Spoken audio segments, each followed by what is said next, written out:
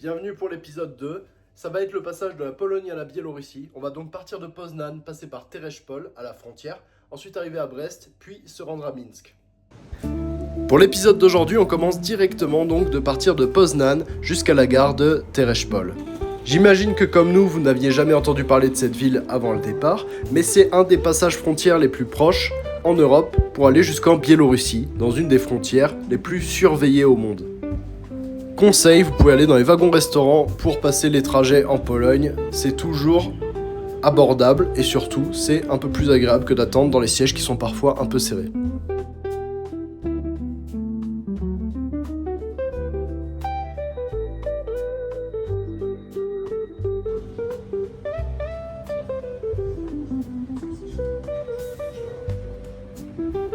Une fois arrivé à Tereshpol, on n'a même pas eu le temps de sortir qu'on a dû courir vers le bus qui allait partir. On en a donc profité pour prendre un billet qui a coûté environ 1 euro chacun. Après avoir dû pousser le bus pour redémarrer, on a finalement arrivé à la frontière. Le passage a duré 10 heures. Vous voyez la joie sur mon visage. Heureusement, sur ce passage frontière, il y a un duty free du côté biélorusse où il y a des trucs vraiment pas chers et les gens attendaient dehors comme vous le voyez. Ça s'est transformé un peu en parc le temps d'un instant. Il y avait les familles qui mangeaient des glaces, les gens qui buvaient un verre. Mais on a fini par passer et arriver sous la pluie à Brest. Et du coup, ça n'a pas été facile de trouver l'appartement.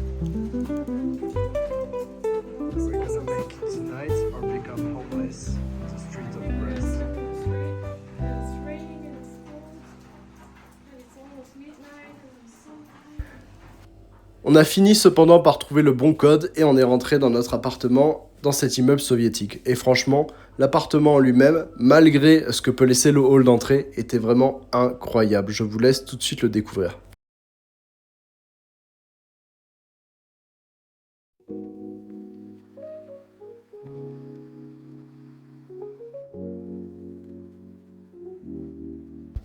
Le seul truc ouvert, c'était une pizzeria, donc on a dû courir sous la pluie pour aller la chercher. J'ai sacrifié mon manteau pour les protéger. Et on a pu donc finir la nuit avec une pizza bien chaude. C'est donc du coup le lendemain seulement qu'on a dû repartir et on a dû reprendre le train depuis Brest jusqu'à Minsk. On en a quand même profité pour essayer d'explorer la ville au maximum, même si on allait y retourner à la fin du trajet. On en a donc profité pour aller boire un café, faire un tour et manger un morceau avant de prendre le train l'après-midi. Je sais pas vous, mais j'adore que il y ait des motifs traditionnels brodés sur le drapeau biélorusse.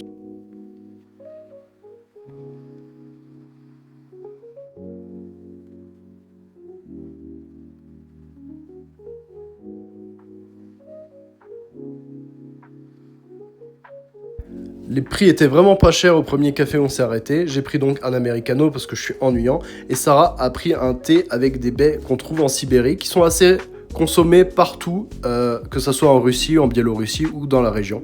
C'est considéré un peu comme une médecine et ça réchauffe.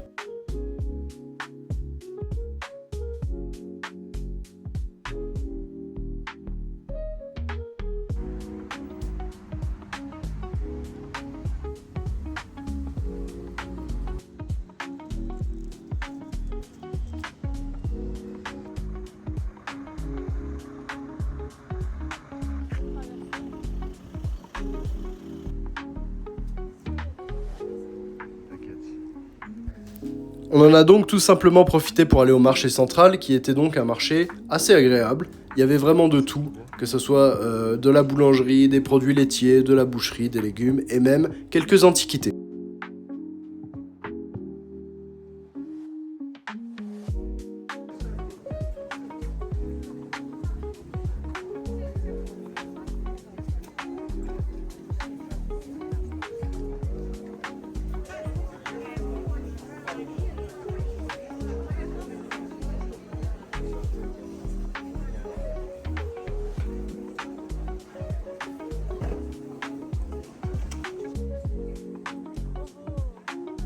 Ah, j'adore, ouais.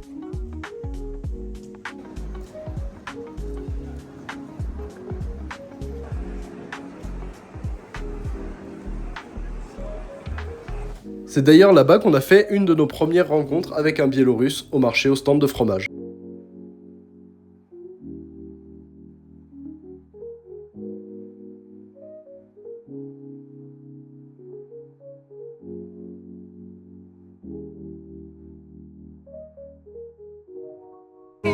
Пожалуйста, вместе фрукти, сколько это? 10 rubles for 100 grams. Да? 100 грамм. Это хорошо. Пожалуйста. А, ouais. А, это красиво белорусский татуаж. Thank you very much. Ты сделал в Брест? No, in Antwerpen. You know, in Belgium. Ah, Belgium. Okay. Ah, Antwerp. Okay. So you lived in Belgium? For 1 year, someone. 1 year. Okay. Oh, that's good. We are from France. C'était donc un homme qui avait vécu 1 an en Belgique, un Biélorusse, et qui avait eu l'idée, après avoir vécu à Anvers, de faire les fromages qu'il avait découverts en Europe, dans son pays d'origine, avec des laits locaux.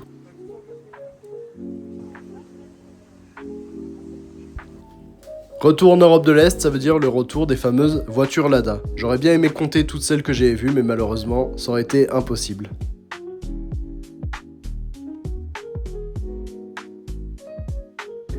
Il est temps de dire au revoir au Nazvidania, à notre ascenseur soviétique, et on est reparti pour se préparer au prochain trajet. Je sais pas pour vous, mais je considère toujours aller dans un magasin comme une expérience culturelle à part entière. Comme vous voyez, les chocolats par exemple, ils sont très différents, les designs en général dans ces régions du monde, parce qu'en Biélorussie on voit c'est souvent traditionnellement des trucs assez traditionnels, des références à la culture locale. C'est un peu la même chose en Russie et en Ukraine de ce que j'ai vu, mais il y a aussi des produits qu'on s'attend pas, par exemple là des chips au girolles, il y a des chips au crabe et au homard qui sont aussi très populaires dans les pays d'Europe de l'Est, donc c'était assez surprenant de voir les différences de goût qui existent. Mais on a aussi le fameux Nutella biélorusse, le fameux, personne ne le connaissait, mais c'était assez rigolo de voir qu'ils avaient fait un design spécial pour ce petit pays, dans lequel on savait pas que Nutella était aussi important apparemment. Quoi qu'il en soit, c'est déjà l'heure d'aller à la gare de Brest. Et la gare de Brest en avait hâte, parce que c'est une des gares qui a été un peu reconstruite durant l'époque soviétique. Les autres gares sont relativement modernes, mais celle-là, elle contient pas mal de symboles de l'époque communiste. Donc c'est une des gares les plus historiques, on va dire, et qui était assez intéressante à visiter avant notre départ.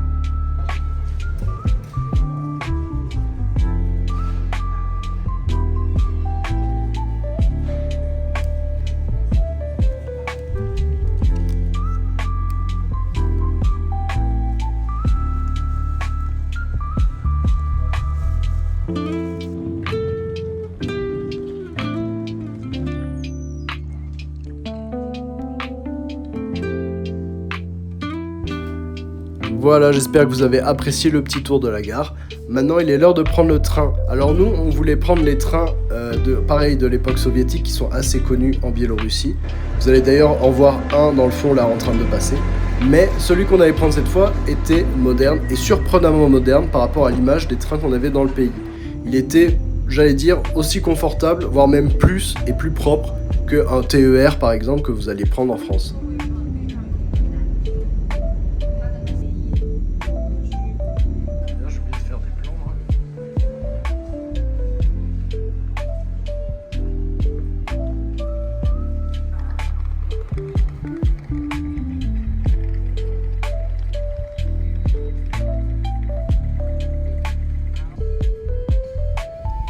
Nous voilà arrivés dans la capitale, Minsk.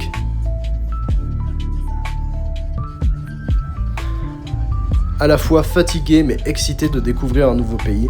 On a pu faire le check-in assez rapidement dans une cage d'escalier qui nous faisait un petit peu peur au début, mais qui, comme d'habitude dans ce genre de pays, laisse place à un appartement assez luxueux quand même.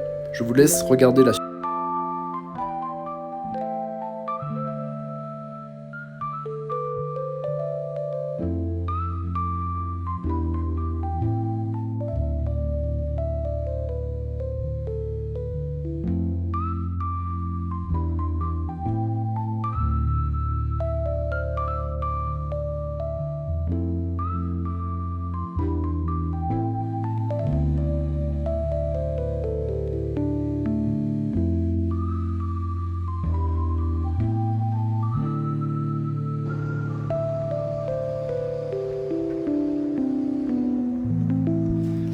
C'est donc notre premier jour à Minsk et on va essayer d'en profiter un maximum. On va donc faire le tour de notre quartier qui a une architecture aussi soviétique.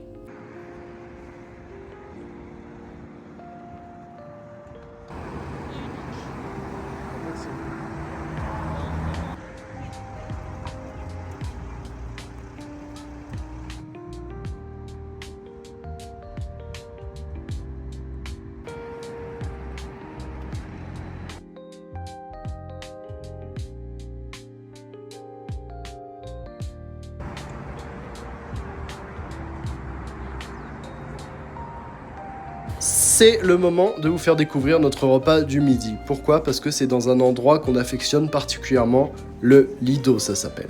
Alors, rien à voir avec celui de Paris, c'est une chaîne de restaurants très populaire dans les pays baltes et en Biélorussie, ce qu'on a découvert ici. C'est pas trop cher, c'est abordable, c'est assez bon et surtout, ils misent beaucoup sur faire que des plats quasiment traditionnels des pays où ils sont implantés. Et comme vous avez vu, l'architecture est vraiment jolie. On voit les moindres détails, c'est des peintures, des sculptures, etc. qui font référence un peu au Moyen-Âge, à la culture folklorique.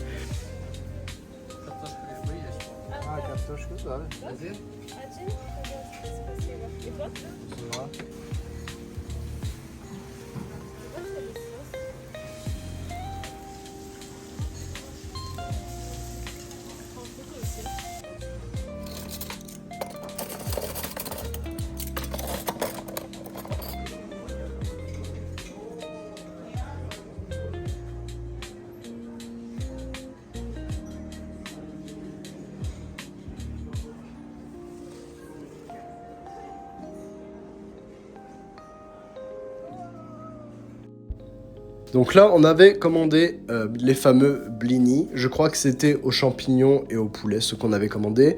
On avait une salade de hareng traditionnelle avec de la betterave, des patates, quelques salades. Et surtout, la spécialité nationale, les galettes de pommes de terre frites avec de la crème fraîche.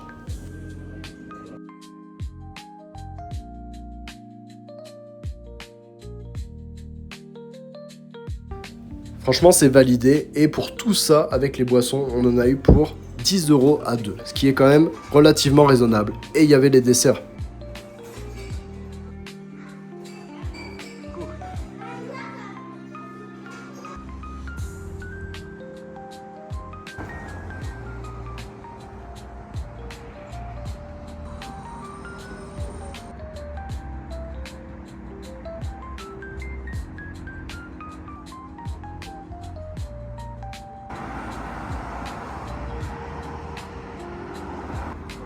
Après ça, on s'est rendu au Tsum, qui est donc une chaîne de centre commercial de l'époque soviétique. On peut en trouver dans un peu toutes les grandes villes, y compris en Russie.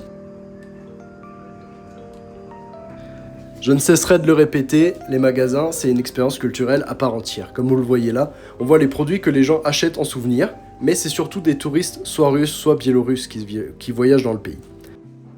C'est donc intéressant d'avoir leur goût, qu'est-ce qui est produit dans le pays, qu'est-ce qui les intéresse, qu'est-ce qu'ils veulent se souvenir lorsqu'ils ont voyagé dans la région. J'ai vu d'ailleurs pas mal de gens se balader avec ce genre de survêtements.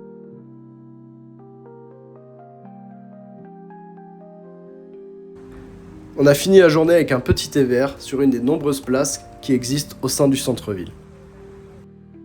Même la poche souvenir, c'est un souvenir en soi. Dites-moi ce que vous en pensez.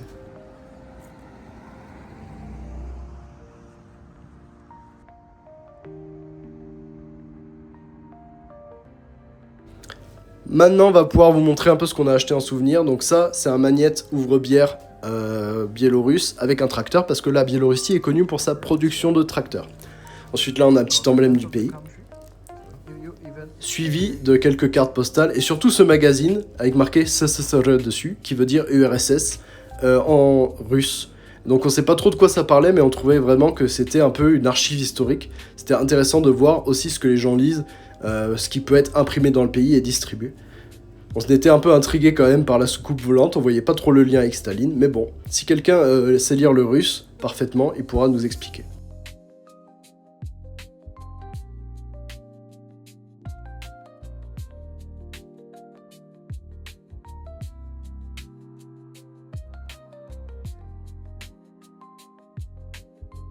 Et voilà les amis, c'est déjà terminé, mais vous inquiétez pas, il y a très vite des nouvelles vidéos qui vont sortir sur Minsk, donc abonnez-vous et à bientôt!